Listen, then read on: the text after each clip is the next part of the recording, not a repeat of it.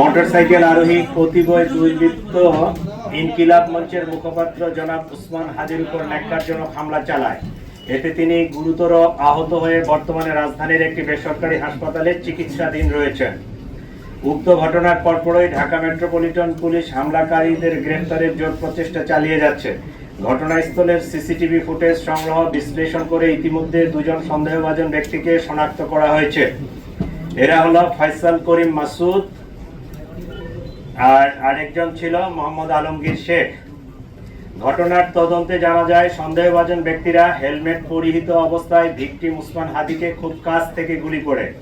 ঘটনার প্রকৃত রহস্য উদ্ঘাটন ও শনাক্তকৃত সন্দেহভাজনদের গ্রেপ্তারের ইতিমধ্যে বিভিন্ন স্থানে অভিযান পরিচালনা করা হয়েছে এবং অভিযান চলমান রয়েছে। সন্দেহভাজন ব্যক্তিরা যেন সীমান্ত পার না হতে পারে সেজন্য তাদের পাসপোর্ট সংগ্রহ করে পাসপোর্ট ব্লক করে দেওয়া হয়েছে। সীমান্তে অতিরিক্ত সতর্কতা জারি করা হয়েছে। এছাড়াও সন্দেহভাজন ব্যক্তিদেরকে গ্রেফতারের সহযোগিতার জন্য গণপ্রজাতন্ত্রী বাংলাদেশ সরকারের পক্ষ থেকে 50 লাখ টাকা পুরস্কার ঘোষণা করা হয়েছে। ইতিমধ্যে শেরপুরের নলিতাবাড়ি এলাকায় অভিযান পরিচালনা করে সীমান্ত দিয়ে লোক পারাপার যারা করে এই জড়িত সন্দেহে আমরা দুইজনকে গ্রেফতার করতে সক্ষম হয়েছি, তাদেরকে নিয়ে আসছি। র্যাব মোটরসাইকেলের যে মালিক মনে করছে এরকম একজনকে র্যাব আটক করে আমাদের হাতে সোপর্দ করেছে। প্রিয় সাংবাদিকবৃন্দ, চাঞ্চল্যকর এই ঘটনায় জড়িতদের গ্রেফতারে আমরা আন্তরিকভাবে কাজ করছি। আপনাদের মাধ্যমে সর্বসাধারণের নিকট অনুরোধ, আপনারা যদি কোনো তথ্য পেয়ে থাকেন নিকটস্থ পুলিশকে অথবা 999-এর মাধ্যমে পুলিশকে আপনারা জানাতে পারেন। আপনারা আরো জানবেন যে সেই অপারেশনের দিনে যে মোটরসাইকেলটি ব্যবহৃত হয়েছিল এটা আমরা উদ্ধার করতে সক্ষম হয়েছি। এই ছিল মোটামুটি আমাদের পক্ষ থেকে এখন পর্যন্ত এই মামলায় যে অগ্রগতি। আমাদের ইমিগ্রেশন ডাটাবেস চেক করে এখন পর্যন্ত তাদের পালিয়ে যাওয়ার কোনো তথ্য পাওয়া যায়নি।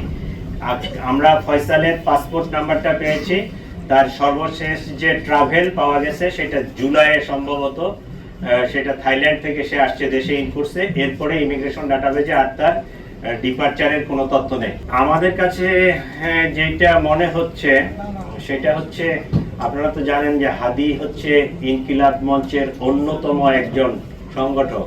তো এইটার যারা রাইভাল, যারা এটাকে পছন্দ করে নাই, যারা এটার প্রতিপক্ষ, তারাই তাকে টার্গেটেড একটা কিলিং করার জন্য এই হামলাটা করেছে। আমরা বাদী পক্ষের সাথে 2 দিন ধরে খুব জোর প্রচেষ্টা চালাচ্ছি যে তাদেরকে দিয়ে মামলাটা করলে অনেক ভালো হতো।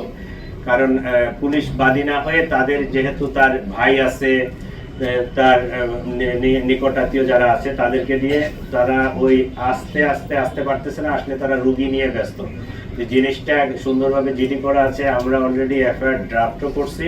আজকে আমরা সিদ্ধান্ত নিছি যে তারা যদি নাই আসে সেক্ষেত্রে আমরা ট্রাই করব যে এফআইআরটা নিয়ে ওই হাসপাতাল থেকে তাদেরকে সিগনেচার করে নিয়ে আসা যায় কিনা।